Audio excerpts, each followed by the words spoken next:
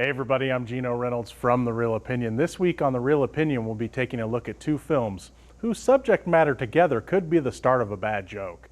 The first is about how Mother Teresa became Mother Teresa.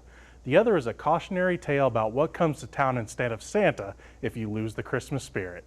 Here are two films that you may want to consider or not consider checking out.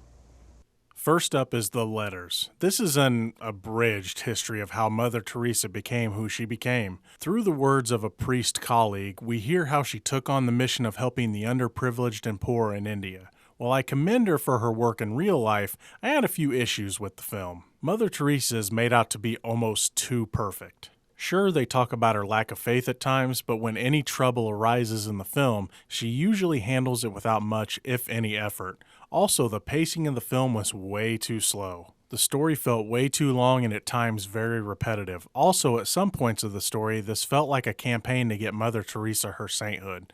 Like I talked about a while back with the movie The 33, some real-life stories are better told in documentary form. Next up is Krampus. Man, I wanted to like this movie better. Now don't get me wrong, you can have a bit of a good time with this one, but it is not as awesome as it should have been. The humor was hit and miss. The horror aspect felt held back by the PG-13 rating. Also, this one took way too long to get to what did work, which was all the creatures trying to get into the house. In a way, it felt like what it would be like to be the security guard in the Five Nights at Freddy's game.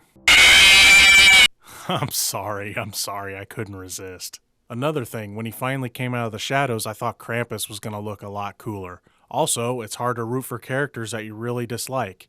Worst part for me, even though it worked, I predicted the ending. This is a pretty simple and formulaic horror film whose idea could have led to so much more.